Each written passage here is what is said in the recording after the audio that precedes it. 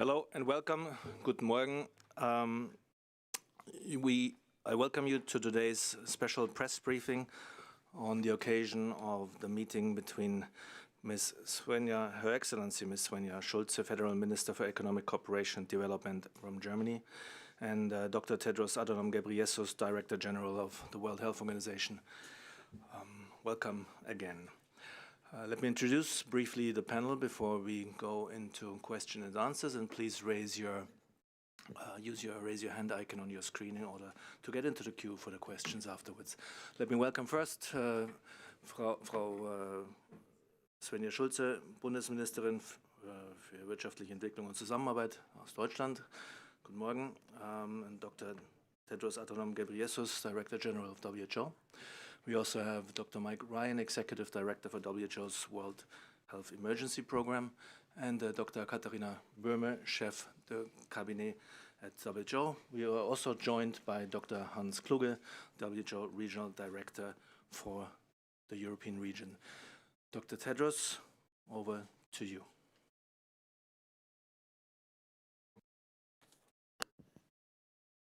Thank you, Christian. Your Excellency, Minister Schulze, dear colleagues and friends. First, I would like to extend a very warm welcome to Minister Schulze and our friends from Germany.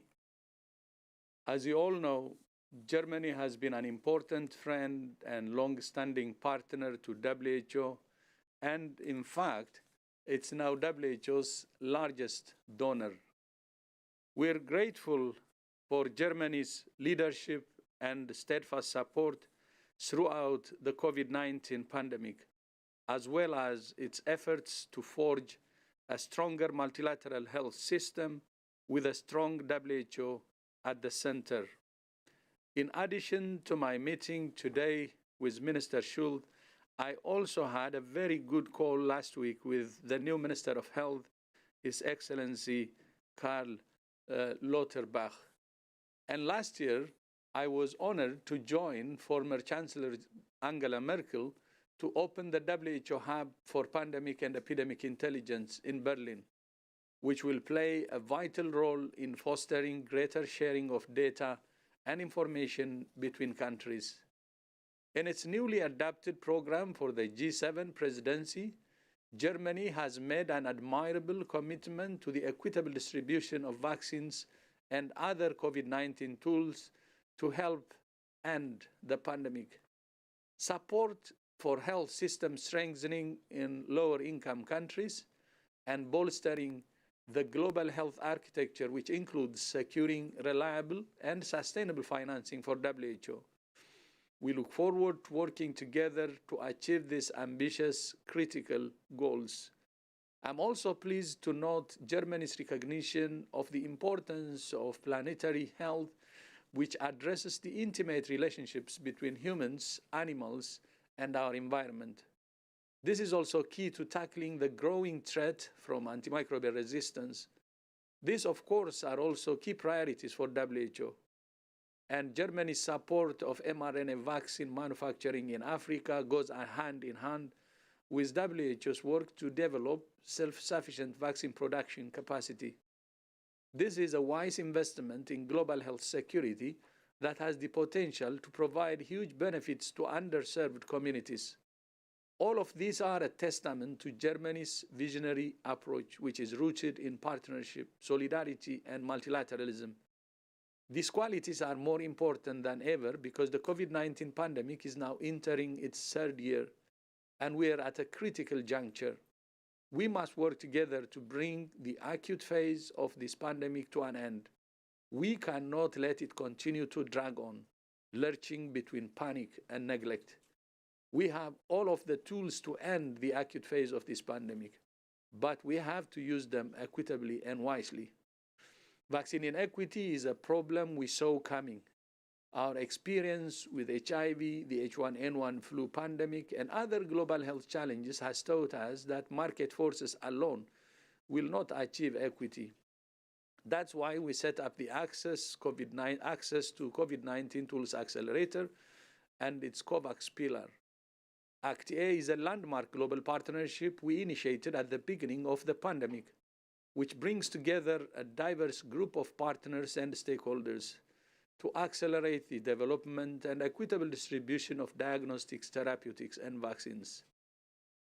Germany has been a leader in both the scale and nature of its financing for ACT-A, going above and beyond in its support for life-saving tools such as testing, oxygen, and PPE. The ACT Accelerator and COVAX can change the course of this pandemic, but they only work with full commitment and funding. Germany's efforts are an example for all, because we still have a long road ahead. COVAX has now delivered 1 billion doses of vaccines, but we still are far from reaching 70% coverage in all countries.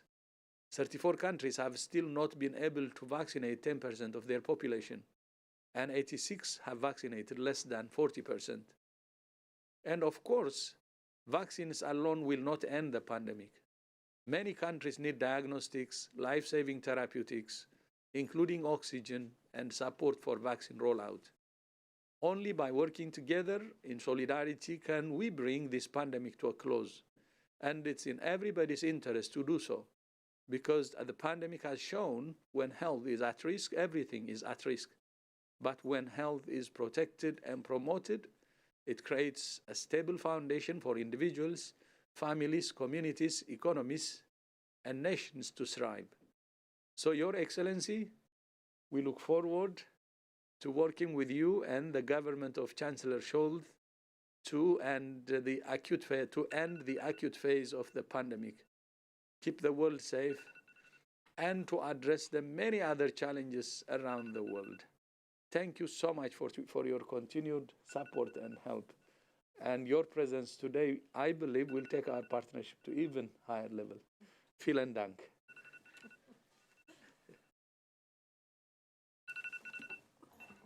Thank you very much, Tedros. Sehr geehrte Damen und Herren, ich wechsle ins Deutsche. Das ist hier heute meine erste Pressekonferenz als deutsche Entwicklungsministerin und ich finde, das ist genau der richtige Ort und die richtige Zeit dafür. Denn der globale Einsatz gegen die Corona-Pandemie und ihre sozialen und wirtschaftlichen Folgen ist derzeit die wichtigste Herausforderung für die Entwicklungspolitik. Diese weltweite Krise können wir nur mit globaler Solidarität wirklich bewältigen. Und es gilt zuerst auch für den Zugang zu Impfstoffen, die der Schlüssel natürlich zum Ende der Pandemie sind. Und es ist auch eine Frage des Respekts, dass jeder Mensch, jedes Land Zugang zu Impfungen, aber eben auch zu lebensrettenden Medikamenten und zu Sauerstoff hat. Die WHO verkörpert diese Prinzipien und ich danke Generaldirektor Dr. Tedros und allen General Tedros and all his staff for their truly untiring efforts to fight the COVID pandemic. Germany has now held the G7 presidency for several weeks, and top of our agenda is ending the pandemic globally.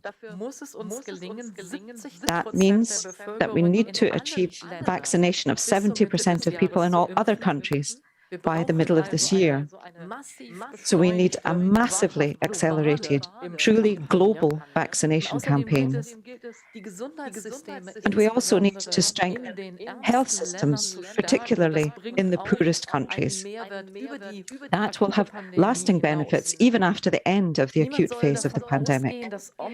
Nobody should assume that Omicron will be the last variant of the virus. Nobody should feel a false sense of security because vaccination rates in their own country are already higher. No, nobody is safe until we are all safe. We are one world, and this pandemic has clearly shown us all that. That is why investments in the global vaccination campaign are investments in all of our interests. Germany holds the G7 presidency this year, and we adopted our G7 programme at Cabinet on Friday. I can tell you that global health, the fight against the pandemic, will be a central focus of this G7 presidency. We know that around $23 billion will be needed this year to supply the poorer countries with vaccines, tests, and therapeutics. The G7 will play an important role in that. We will be pushing for the world's big economies to contribute their fair share of that financing. Germany will also be doing its fair share in 2022. Also, vaccine production in developing countries and emerging economies themselves will play an increasingly important role. Germany has already provided over 500 million euros to help create the right conditions for vaccine production in Africa. We are cooperating in particular with South Africa, Rwanda, Ghana, and Senegal. I want to expand that support because vaccine donations are better than nothing, but the best and most respectful approach is for developing countries to have their own access to regionally produced vaccines. From our experience in Germany, we know that the best and quickest way to build up highly complex manufacturing facilities needed for novel mRNA vaccines is to work together with pharmaceuticals companies. We therefore recommend other countries to forge technology and innovation partnerships with industry and support them in that. And we expect the industry to be actively involved and share their knowledge with the world. Here, we welcome and support the plans being made by the WHO and the Medicine Patent Pool to establish an mRNA technology transfer hub in South Africa, the first of its kind. It will be a research and training center for all of Africa and beyond, researching and expanding mRNA technology. All these investments will continue to be important even after the COVID pandemic and hold great potential for fighting diseases afflicting many people in the poorer countries. What a gain it would be for humanity if there were an mRNA vaccine for malaria. That must be our aim, and it should ideally be produced where it is needed. Equally, we must be aware that this will not be the last pandemic for this generation, unfortunately. And so I want to make progress in the prevention of future pandemics. Luckily, we know what to do. We need better health systems in the poorer countries, global cooperation, and early warning chains. And let me say, as a former environment minister, a commitment to nature conservation. Most new viruses cross from animals to humans. The more space humankind can give nature and leave ecosystems in their proper balance, less danger for future pandemics. Healthy people and a healthy environment go together. I want to further build this One Health concept. After taking your questions, I will be meeting many representatives of other organizations, including the heads of Gavi and the Global Fund, UNHCR, ILO, and the UN Fund for Education in Crisis Situations. Education cannot wait. This afternoon, I will be making a new commitment of 200 million euros from Germany so that children in emergency situations can access quality education. You can find more information at Education Can Wait and at bmz.de. And now I look forward to taking your questions together with Dr. Tedros, and I'd like to thank you very much for your very warm words and the praise for Germany's commitment. Thank you. Herzlichen Dank, Eure Exzellenz. Thank you very much. Excellency. Director General, we'll go over to questions and answers now. We'll have time for a couple of them. And we'll start with Albert Otti from the Deutsche Presseagentur. Albert Otti, please go ahead. Hello, can you hear me? Very well.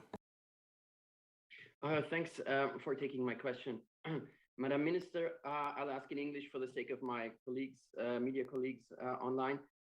You've talked about technology transfer for vaccines and a hub in Africa.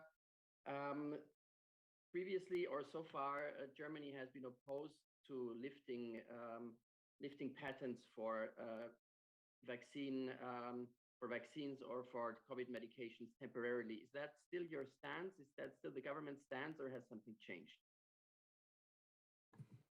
Your Excellency.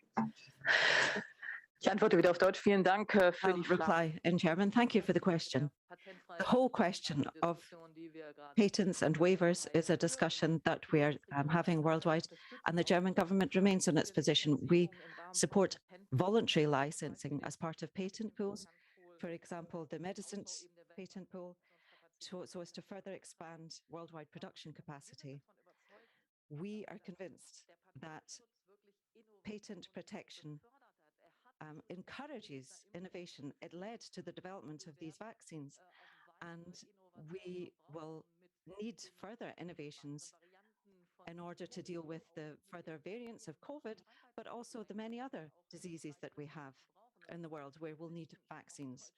We know from Germany that it's not enough just to pass on the patent. What we need is cooperation and in knowledge transfer. We need innovation partnerships because producing such vaccines requires extremely complex technology. It's completely new technology that's being used.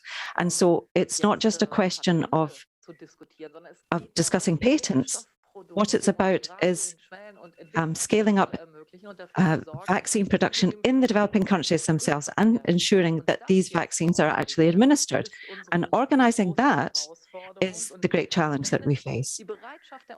And if it would encourage businesses to go along that path and to forge these innovation partnerships by waiving patent rights, then we could talk about that. But my feeling is that it doesn't increase that willingness, but it reduces it, and that's precisely what we don't need in this crisis. Thank you very much, Your Excellency. Next question goes to Peter Kenny from News Agency. Peter, please unmute yourself.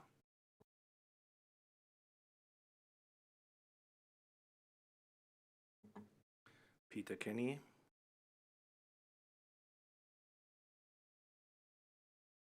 Yes, thanks. Yeah, go ahead. So as far as patent rights are concerned, is this the position of the EU countries as well at the moment, Minister?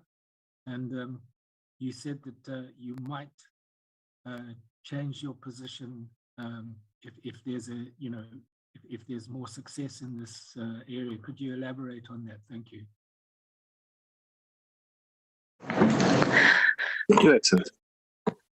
Was wir noch brauchen im Moment ist, dass what we need at the moment is for this new mRNA technology, that production of vaccines takes place respectfully and across the world, and that it takes place where the vaccines are needed most urgently, in the developing countries. It needs to take place there. How can we achieve that quickest? The best way to do that is through technology transfer. We have initiatives as the German government. We are financing vaccine production on the ground. We are helping to establish cold chains. We're helping to ensure that the whole infrastructure that is needed for vaccination programs, that is actually in place on the ground, because that's the experience that we have gained in this pandemic. It's not just enough to supply vaccine and possibly vaccines with only a short shelf life and hope that the countries will manage to administer these vaccines. We need a different path. We need vaccine production across the world. And that is what we from Germany want to support it, what the European Union, and it's also what the European Union supports, and what the G7 has also resolved to do. And we want to continue with that within the G7 context. Thank you much, Your Excellency. And we have time for one more question, and that goes to Maya from the UN brief. Maya, please unmute yourself.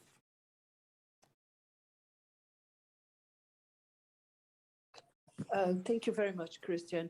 My question is for the Minister regarding the new center that was launched with the presence of President Merkel and Dr. Tedros. How will they cooperate with developing countries in terms of supporting them? Can she expand a little bit more on that? Tedros, it's your baby. I think that's a question that no one can better elaborate that than you.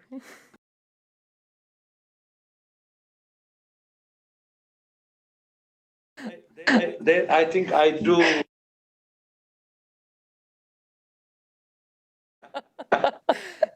Noah is tired of you. Also was macht dieser Hub, den wir da gemeinsam gebracht haben? Das ist eine ganz wichtige Institution, um stärker Daten zu sammeln, um das Know-how, was wir in der Welt haben, data Daten, die wir for haben, amassing the so know-how that we have in the world and bringing it together in such a way that it can be used by others. And it's an absolutely key point that we need. In the current pandemic, what we're noticing is how important it is to learn from each other, but also how important it is to analyze data properly. And at the core of this hub that we have launched together is something very important for our further development. And I think that we can learn a great deal from this hub. And so I'm delighted that Tedros, Dr. Tedros himself helped to launch it in Germany. No, thank you so much indeed. On the hub, it's actually, the idea came from the lessons we're learning from this pandemic. During this pandemic, one of the challenges is sharing information. And we said we need to address this problem because it's only through sharing of information as early as possible and through transparency that we can fight epidemics or pandemics more effectively. And that's why this idea came. And we have actually another, what do you call it, phrase that's developed with that, collaborative intelligence. And not only information comes from known government nodes, but also from the civil society, from the private sector, and so on. And it brings all partners working in this. It could be academic institutions, it could be other research institutions, and so on. So everybody that comes across any information that may lead into identifying any new development actually is part of the web. So this hub is going to be a game changer because it brings the whole world together, whether it's, as I said, government, academic center, research institute, civil society, and so on. So we can have access to any information. And this is coming willingly from all over the world. So we detect things as early as possible and we act. So basically, it's an early warning system for the world.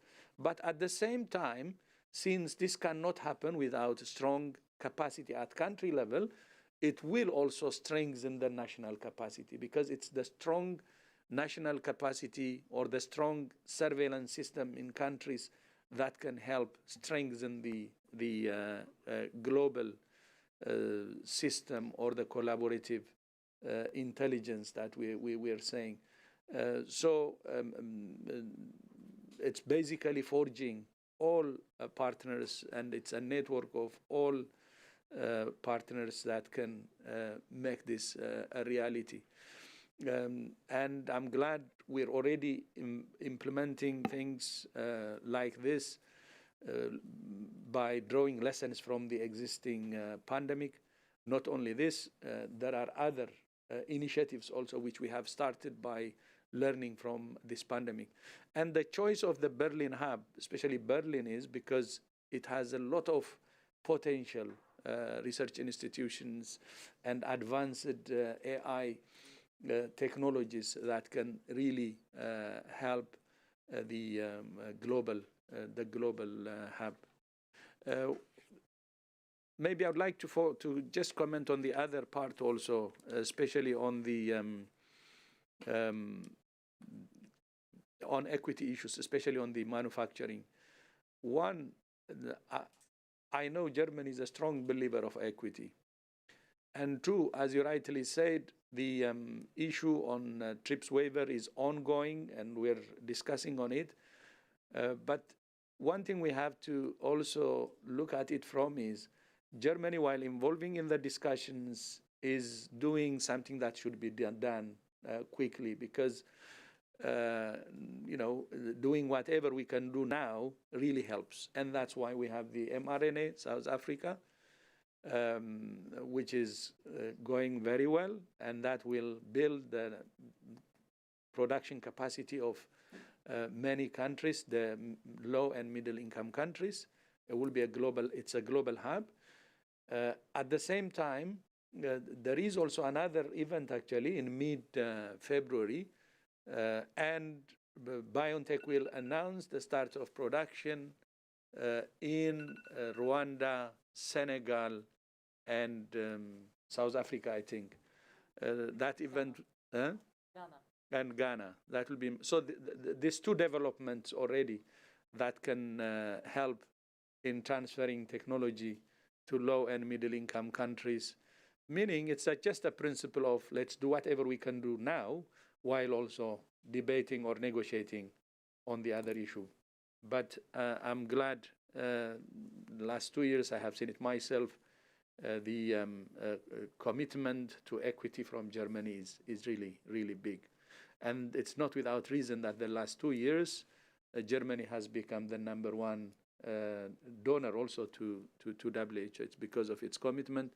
And through the support from Germany, we're supporting many countries. And I would like to use this opportunity to thank the minister. By the way, the first successful test kit for COVID-19 was prepared in partnership between WHO and Germany.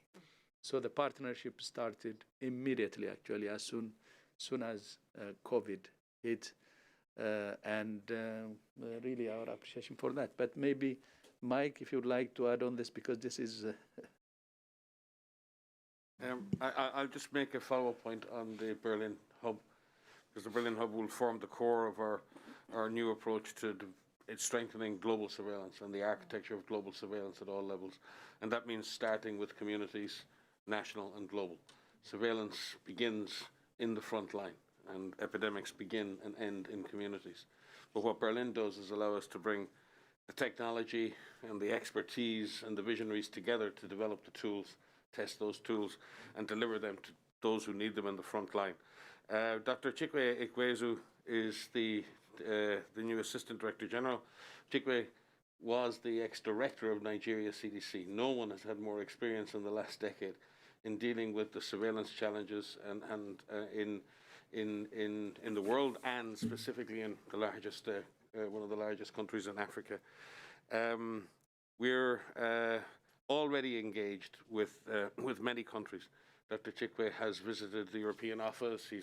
He's engaged with the European Union, and also his last mission, which he's just back from, was specifically to Egypt, to Cairo, to our regional office, but also to Iraq, to specifically start looking at how we can begin to work between Berlin and all countries. So I think it's clear that the hub is off the ground, and we've already occupied the newly built offices in Berlin, and it's a remarkably fast timeline to move from an idea to a vision, to planning, to implementation, and having boots on the ground, doing real work with our regions, with our member states, to create this collective vision of collaborative intelligence. Thank you. Thank you very much, all three of you, and this concludes our briefing today, and I thank very much Her Excellency Ms. Svenja Schulze, Federal Minister for Economic Cooperation and Development of Germany, Dr. Tedros Adhanom Ghebreyesus, Director General of the WHO, for this briefing. You will find the transcript online most likely as of tomorrow, and the sound files will be posted shortly after today's briefing. Thank you all very much, and have a good day. Recording stop.